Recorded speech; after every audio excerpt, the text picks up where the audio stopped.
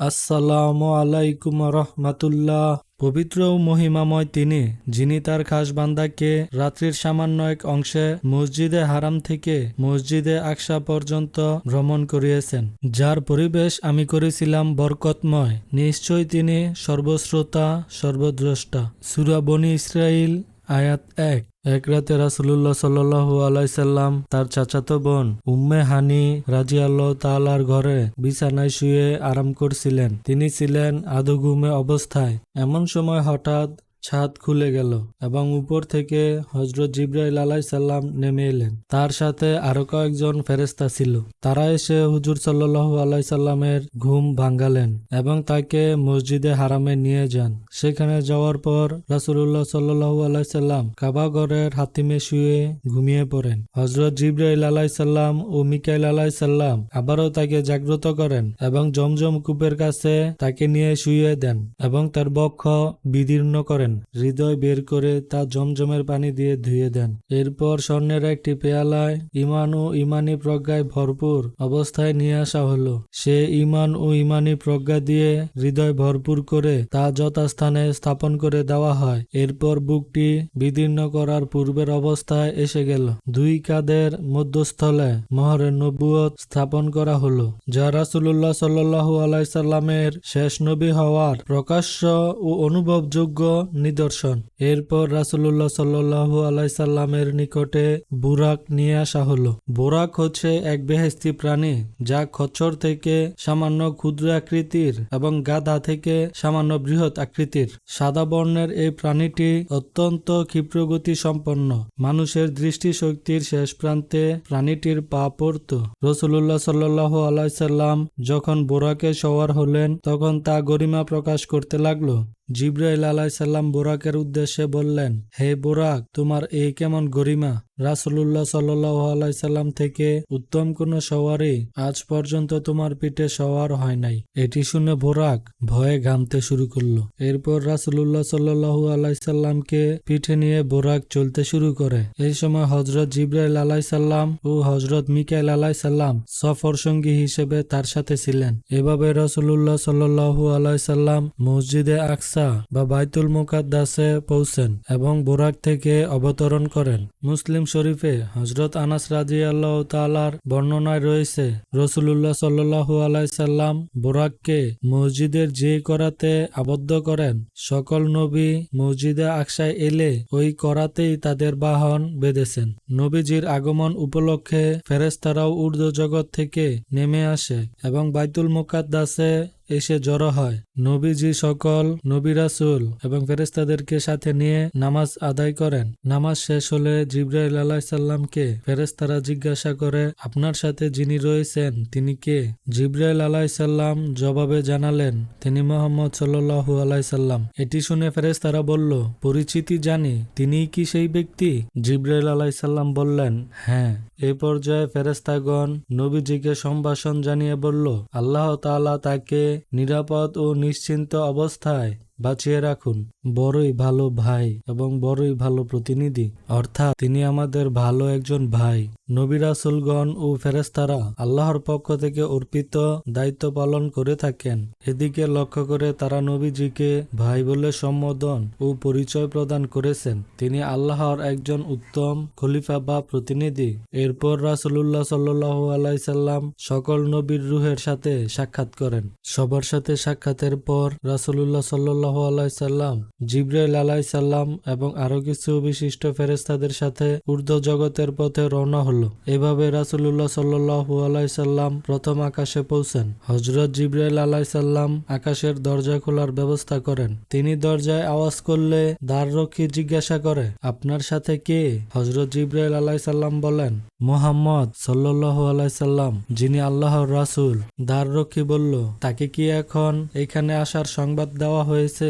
আপনি কি তার আগমন বার্তা সহ তার নিকট প্রেরিত হয়েছিলেন? হযরত জিবরাইল আলাইহিস সালাম বলেন, হ্যাঁ। প্রথম আকাশের ফেরেশতারা তার এই জবাব শোনার পর মারহাবা বলে স্বাগত জানান এবং আকাশের দরজা খুলে দেন। রাসূলুল্লাহ সাল্লাল্লাহু আলাইহি সাল্লাম প্রথম আকাশে উঠলেন। সেখানে এক বয়স্ক মুরব্বী ব্যক্তিকে দেখতে পেলেন। হযরত জিবরাইল আলাইহিসসালাম তার পরিচয় বর্ণনা করে বলেন, ইনি আপনার পিতা হযরত আদম আলাইহিসসালাম, তাকে সালাম করুন। হুজুর সাল্লাল্লাহু আলাইহি সাল্লাম সালাম দিলে হযরত আদম আলাইহিসসালাম তার সালামের জবাব দিয়ে বলেন, নেক পুত্র ও নেক নবীর জন্য মারহাবা। এরপর তিনি রাসূল আকরাম সাল্লাল্লাহু আলাইহি সাল্লামের জন্য দোয়া করলেন। এ সময় তিনি খেয়াল করলেন হযরত আদম আলাইহিসসালামের ডান পাশে কিছু মানব আকৃতি এবং বাম পাশে কিছু মানব আকৃতি। হযরত আদম আলাইহিসসালাম যখন ডান দিকে তাকাচ্ছেন তখন তিনি খুশি ও আনন্দে হেসে উঠছেন, আবার যখন বাম দিকে তাকাচ্ছেন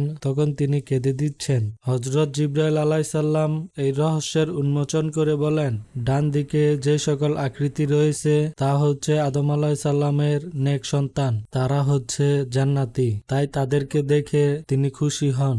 বাম দিকে যে সকল আকৃতি রয়েছে সেগুলো হচ্ছে তার বদ সন্তান, তারা হচ্ছে জাহান্নামী, তাই তাদেরকে দেখে তিনি কেঁদে দেন। এরপর রাসূলুল্লাহ সাল্লাল্লাহু আলাইহি সাল্লাম দ্বিতীয় আকাশে উপনীত হন। প্রথম আসমানের দরজার মতোই দ্বিতীয় আসমানের দরজা অতিক্রম করেন। এখানে রাসূলুল্লাহ সাল্লাল্লাহু আলাইহি সাল্লাম হযরত ইয়াহিয়া ও ঈসা আলাইহিস সালামের দেখা পেলেন। জিবরাইল আলাইহিস সালাম বলেন, আপনি তাদেরকে সালাম করুন। রাসূলুল্লাহ সাল্লাল্লাহু আলাইহি সাল্লাম তাদের দুজনকেই সালাম দিলেন। তারা সালামের জবাব দিয়ে বললেন, মারহাবা, নেক ভাই ও নেক নবীর জন্য। এরপর রাসূলুল্লাহ সাল্লাল্লাহু আলাইহি সাল্লাম তৃতীয় আসমানে উঠে এলেন। জিবরাইল আলাইহিস সালাম যথা নিয়মে দরজা খোলার ব্যবস্থা করলেন। এখানে হযরত ইউসুফ আলাইহিস সালামের সাথে সাক্ষাৎ হলো এবং তার সাথে হুজুর সাল্লাল্লাহু আলাইহি সাল্লামের সেই ধরনেরই সালাম ও সম্ভাষণ হলো যেমন পূর্বের আকাশগুলোতে হয়েছে। নবীজি বলেন, হযরত ইউসুফ আলাইহিস সালামকে সৌন্দর্যের এক বিশাল অংশ প্রদান করা হয়েছে। এরপর চতুর্থ আকাশে পৌঁছলেন, সেখানে হযরত ইদ্রিস আলাইহিস সালামের সাথে সাক্ষাৎ হলো। পঞ্চম আকাশে পৌঁছে হযরত হারুন আলাইহিস সালামের সাথে সাক্ষাৎ হলো। ষষ্ঠ আকাশে পৌঁছে হযরত মুসা আলাইহিস সালামের সাক্ষাৎ পেলেন। এরপর রাসূলুল্লাহ সাল্লাল্লাহু আলাইহি সাল্লাম সপ্তম আকাশে যখন উঠলেন তখন সেখানে হযরত ইব্রাহিম আলাইহিস সালামের সাথে সাক্ষাৎ হলো। তিনি দেখলেন হযরত ইব্রাহিম আলাইহিস সালাম বাইতুল মামুরে পিঠ লাগিয়ে বসে রয়েছেন। বাইতুল মামুর হচ্ছে ফেরেশতাদের কিবলা, যা কাবা ঘরের এমন বরাবর অবস্থিত যে যদি বাইতুল মামুর ভেঙে পড়ে তাহলে তা কাবা ঘরের উপর এসে পড়বে। প্রতিদিন 70,000 ফেরেশতা তা তাওয়াফ করছে, কিন্তু এত অধিক সংখ্যক ফেরেশতা বিদ্যমান যে ফেরেশতা একবার বাইতুল মামুর তাওয়াফ করে সে কিয়ামতের পূর্বে দ্বিতীয়বার আর বাইতুল মামুর তাওয়াফ করার সুযোগ পায় না। হযরত ইব্রাহিম আলাইহিস সালামের সামনে উপস্থিত হতেই হযরত জিবরাইল আলাইহিস সালাম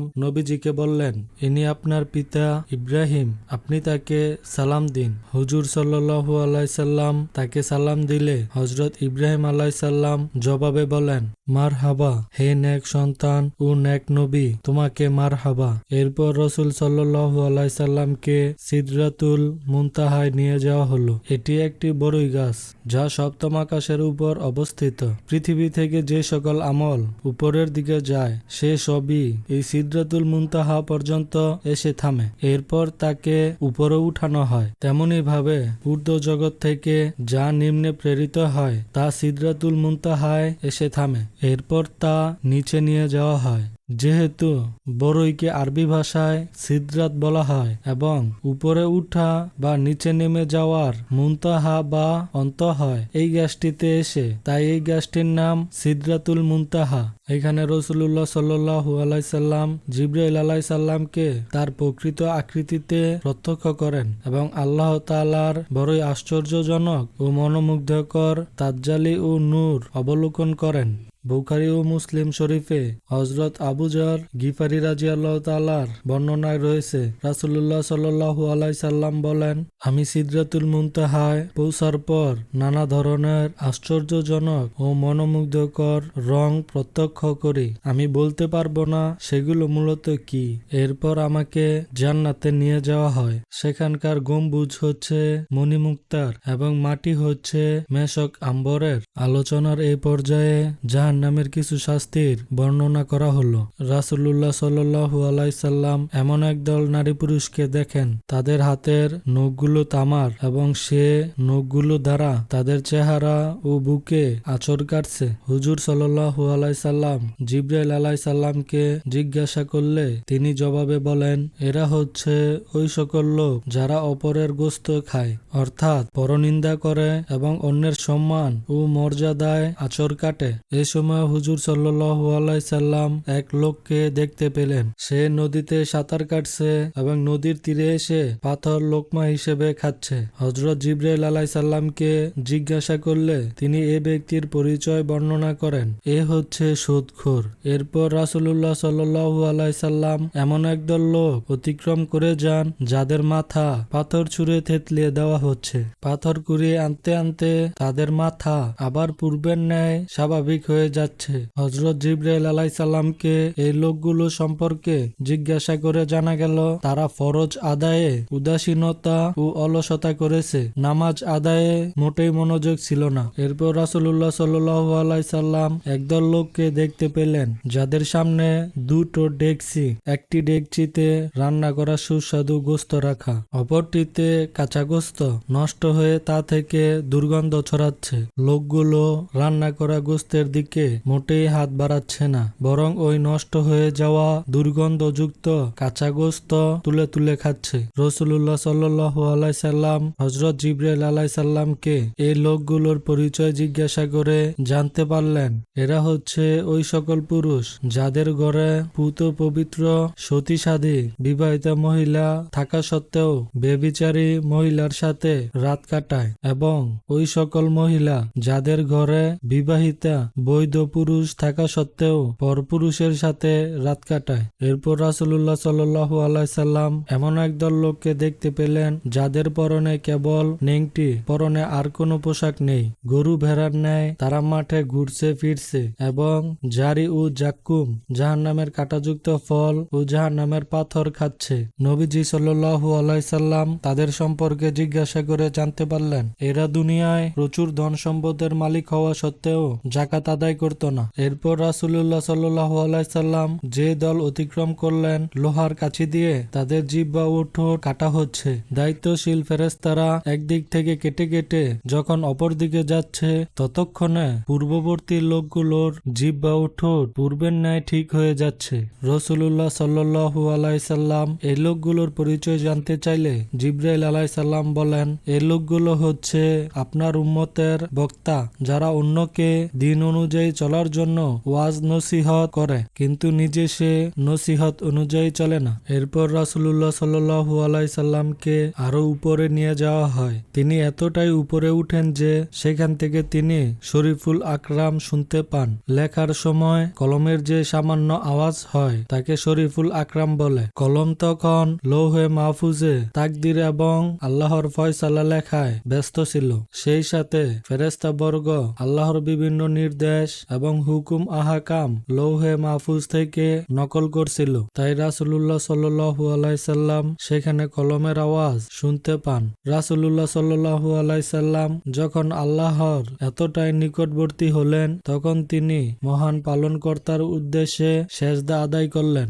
রাসূলুল্লাহ সাল্লাল্লাহু আলাইহি সাল্লাম আল্লাহর সাথে সাক্ষাৎ করেন এবং কোনো মাধ্যম ব্যতীত সরাসরি আল্লাহর সাথে কথা বলেন। মহান আল্লাহ তাআলা নবী ও তার উম্মতের জন্য 50 ওয়াক্ত নামাজ ফরজ করেন। হযরত আবু হুরায়রা রাদিয়াল্লাহু তাআলা কর্তৃক বর্ণিত, আল্লাহ তাআলা তার কথা বলার মাঝে এই কথাও বলেছেন, আমি তোমাকে খলিফা ও হাবিব হিসেবে গ্রহণ করেছি। আমি তোমাকে সমগ্র মানবজাতির জন্য জান্নাতের সুসংবাদদাতা ও জাহান্নামের ভীতি প্রদর্শনকারী হিসেবে এই দুনিয়ায় প্রেরণ করেছি। আমি তোমার বক্ষ উন্মুক্ত করে দিয়েছি, ফলে তোমার সাহস ও সামর্থ্য বৃদ্ধি পেয়েছে বহুগুণ। তোমার বোঝা নামিয়ে দিয়েছি, ফলে তোমার পূর্ববর্তী নবী রাসূলদের তুলনায় তোমাকে কষ্ট করতে হবে কম, কিন্তু তার বিপরীতে ফল অর্জিত হবে বেশি। তোমার আলোচনা করেছি সমুন্নত, ফলে তোমার শত্রু মিত্র কেউ তোমার প্রশংসা না করে পারে না।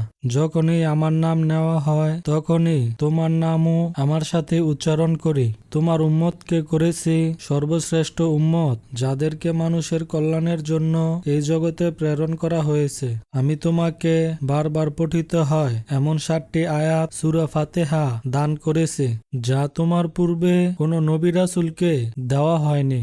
তোমাকে আরশের নিম্নে রাখা ভান্ডার থেকে সূরা বাকারার শেষ অংশ দান করেছি, যা তোমার পূর্বে কাউকে দেইনি। আমি তোমাকে কাউসার দান করেছি। তোমাকে আরো দিয়েছি 8টি বিষয়।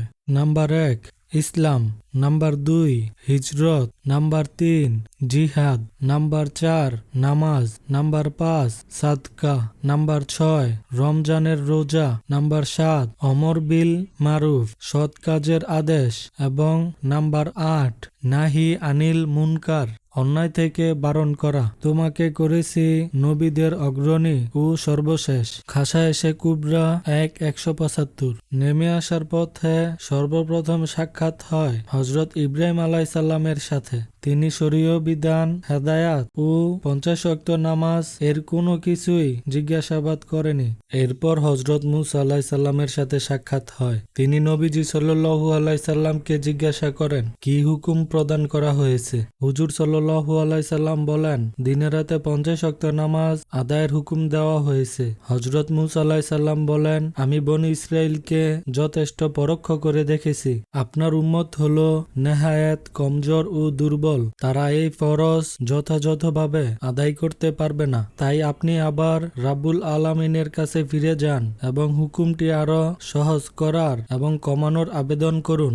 রাসূলুল্লাহ সাল্লাল্লাহু আলাইহি সাল্লাম আল্লাহর দরবারে ফিরে গিয়ে নামাজের হুকুমটি আরো সহজ করার আবেদন জানালেন। মহান আল্লাহ তাআলা দরখাস্তের প্রেক্ষিতে 5 ওয়াক্ত নামাজ কমিয়ে দিলেন।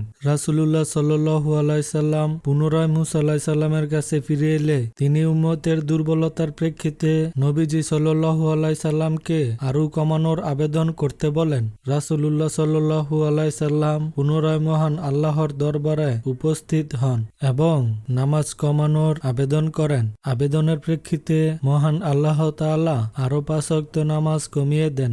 এভাবে বারবার আবেদন জানানো এবং বারবার কমানোর পর যখন কেবল 5 ওয়াক্ত নামাজ রইল এবং হযরত মূসা আলাইহিস সালাম এখনো নবীজিকে আরো কমানোর আবেদন করতে বললেন, তখন রাসূলুল্লাহ সাল্লাল্লাহু আলাইহি সাল্লাম বললেন, আমি বেশ কয়েকবার নামাজ কমানোর জন্য আবেদন করেছি। এখন আবারও এই আবেদন জানাতে আল্লাহর সমীপে যেতে আমি লজ্জা বোধ করছি।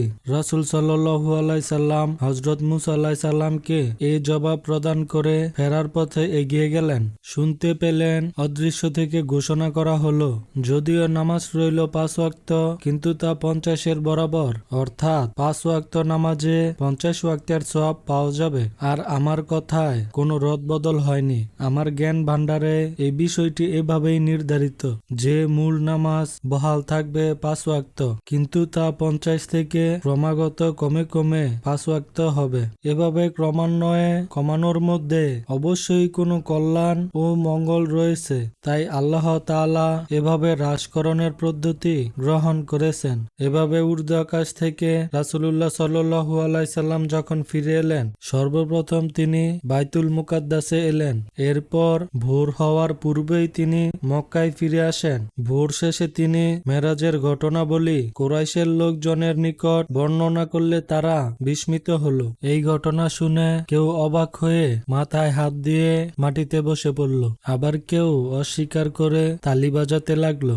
সকলেই এই কথা বলাবলি করতে লাগলো, বাহ, এক রাতের মধ্যেই বাইতুল মুকাদ্দাস গিয়ে আবার ফিরে এসেছে। যারা ইতিপূর্বে বাইতুল মুকাদ্দাস দেখেছে তারা পরীক্ষা করার উদ্দেশ্যে রাসূলুল্লাহ সাল্লাল্লাহু আলাইহি সাল্লামকে বাইতুল মুকাদ্দাস সম্পর্কে নানা কথা জিজ্ঞাসা করতে লাগলো। আল্লাহ তাআলা বাইতুল মুকাদ্দাসকে রাসূলুল্লাহ সাল্লাল্লাহু আলাইহি সাল্লামের চোখের সামনে এনে দিলেন। হয়তো মধ্যবর্তী সকল অন্তরায় দূর করে দিলেন, অথবা বাইতুল মুকাদ্দাসের ছবি সামনে তুলে ধরলেন। ফলে কাফেররা যে যত প্রশ্ন করল বলল, হুজুর সাল্লাল্লাহু আলাইহি সাল্লাম বাইতুল মুকাদ্দাস দেখে দেখে তার সবগুলোর যথাযথ জবাব দিয়ে গেলেন। এমনকি তাদের যখন আর কোনো প্রশ্ন করার কিছুই থাকলো না, তখন তারা নবীজিকে বলল, ঠিক আছে, রাস্তায় দেখা কোনো ঘটনা শোনাও। রাসূলুল্লাহ সাল্লাল্লাহু আলাইহি সাল্লাম বললেন, রাস্তায় অমুক স্থানে আমি এক ব্যবসায়ী কাফেলা দেখতে পেয়েছি। তারা শাম থেকে মক্কায় ফিরে আসছে। তাদের একটা ওট হারিয়ে গেছে। খোঁজাখুঁজির পর তারা অবশেষে তা পেয়েছে। ইনশাআল্লাহ 3 দিন পর